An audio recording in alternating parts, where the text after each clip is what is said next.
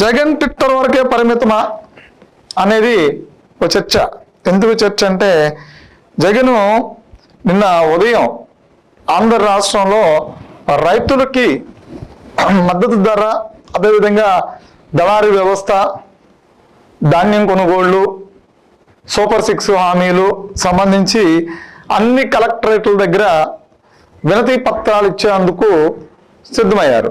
వినతి పత్రాలు అంటే అన్ని కలెక్టర్ కార్యాలయాల దగ్గర 13 జిల్లాల్లో వైసీపీ శ్రేణులతో పాటు, నేతలతో పాటు, ఎమ్మెల్యేలతో పాటు, గెలిచినటువంటి 11 మంది ఎమ్మెల్యేలతో పాటు రైతులు అందరూ కలిసి వినతి పత్రాలు సమర్పించేటువంటి ఒక కార్యక్రమం. దీనికి సంబంధించి నిన్న జగన్మోహన్ రెడ్డి హాజరు కాలేదు. ఆయన కూడా ఒక ఎమ్మెల్యే. పులివెందుల్లో రైతులు లేరా? పులివెందులో కూడా రైతులు ఉన్నారు కదా. పులివెందులో రైతులకు సమస్యలు లేవా? పులివెందుల రైతులు కాదా? పులివెందులో కలెక్టర్ కార్యాలయం లేదా? కానీ ఆయన పులివెందులు వెళ్లకుండా ఆయన సొంత నియోజకవర్గానికి వెళ్ళి వైసీపీ శ్రేణుల్ని వెంట పెట్టుకుని తీసుకుని కలెక్టర్ కార్యాలయంకి వెళ్ళి కలెక్టర్ కార్యాలయంలో అక్కడ వినతి పత్రాన్ని ఇచ్చి ఇవ్వాల్సినటువంటి ఒక బాధ్యత కలిగినటువంటి ఎమ్మెల్యే అక్కడికి వెళ్లకుండా తిన్నగా నిన్న మధ్యాహ్నం ఫ్లైట్ ఎక్కి బెంగళూరు వెళ్ళిపోయాడు.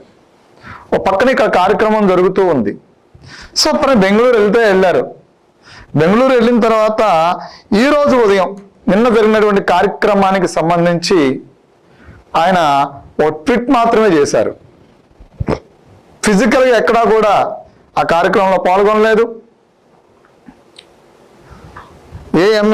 అసలు ఆ కార్యక్రమం దగ్గర ఉండి చూసింది లేదు. అంటే ఆయన కూడా వెళ్ళి, అంటే గతంలో కూడా వైసీపీ శ్రేణులు ఎందుకు పార్టీని విడిపోతున్నారు అంటే ఈ విధానాల వల్లే ఆయన పార్టీ పాపం 11 సీట్లకు పరిమితం అయిపోయింది. రానున్న రోజుల్లో పార్టీలో ఉన్న క్యాడర్ ఒక్కొక్కరుగా పార్టీని వదిలిపోతున్నారు. సో ఇది అన్ని పరిణామాలు ఏంటి అంటే ఇదిగో ఇలాంటి ఒక దేశ రాష్ట్ర వ్యాప్తంగా ఒక పెద్ద కార్యక్రమం చేపట్టినప్పుడు ఆ పార్టీలో ఉన్నటువంటి ఆ పార్టీ అధ్యక్షుడు, అదేవిధంగా ఆ పార్టీకి కీలక వ్యక్తి అయినటువంటి వ్యక్తి కూడా ఎక్కడో చోట, ఆయన ఎమ్మెల్యేగా గెలిచిన చోట ఎక్కడో ఒక చోట వెళ్ళి ఆ కార్యక్రమంలో పాల్గొంటే, ఆయన సొంత నియోజకవర్గంలో కార్యక్రమంలో పాల్గొంటే మిగతా వ్యక్తులు కూడా యాక్టివ్గా పనిచేస్తారు. ఈయనే బెంగళూరు వెళ్ళిపోతే మిగతా వాళ్ళు ఏం పనిచేస్తారు? చేయరు. అందుకని నిన్న ఫ్లాప్ అయినటువంటి కార్యక్రమం ఏంటి అంటే పోరుబాట. ఇది రైతుల కోసం ఏదో ఉద్ధరిచ్చేస్తాము, ఓట్ చేస్తామని చెప్పని అతను బెంగళూరు వెళ్ళిపోయారు. మిగతా నేతలు ఎవరో కూడా కేసులు భయంతో కాన్రాక పారిపోయారు. పేరుని నాని అసలు అంతే లేడు. పేరుని కిట్టు నాని కుమారుడంట, అతను అంత లేడు. తర్వాత చాలా మంది నాయకులు ఈ మధ్యకాలంలో బయటకు వచ్చి మాట్లాడుతుండేవాళ్ళు, వాళ్ళు ఎవరూ లేరు. ఈ నాయకులు ఎవరూ రాలేదు. మంత్రులుగా చేసిన వాళ్ళు ఎవరూ లేరు. వాళ్ళు ఎవరో ఆ పోరుబాట కార్యక్రమం అటెండ్ కాలేదు. పాపం ఎవరో ఏదో చిన్న చితక నాయకులు మాత్రం పోగు చేసి వాళ్ళ ద్వారా మెమరాండాలు ఇప్పించారు. ఇదేనా మీకు రైతుల మీద ఉన్నటువంటి ప్రేమ? ఇదేనా మీకు రైతులంటే ఉన్న బాధ్యత? రైతులు అన్న తర్వాత, రైతుల కోసం మేము కార్యక్రమం చేపట్టామన్న తర్వాత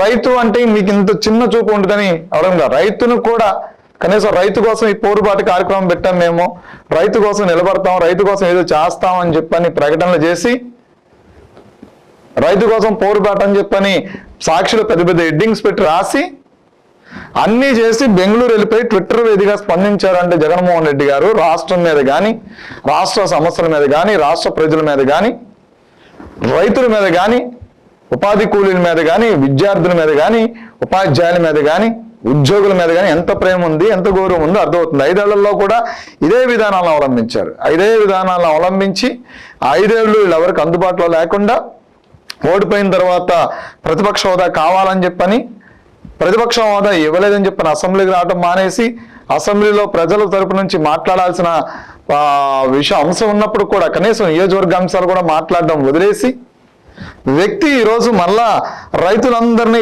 పిలిచి మోసం చేశాడు. అంటే రైతులందరినీ రైతు పోరుబాట మీకోసం వైసీపీ పార్టీ ఉంది అని భరోసా ఇచ్చి కూడా మళ్ళీ మోసం చేశారంటే జగన్మోహన్ రెడ్డికి ఆ 11 సీట్లకి అధికార ప్రతిపక్ష హోదా ఇవ్వాలా వద్దా అనేది ఇప్పుడు రాష్ట్ర ప్రజలు అలా ఇలాంటి వాడికి రాదంటే అది ప్రతిపక్ష హోదా ఇచ్చినా ఉపయోగం లేదు.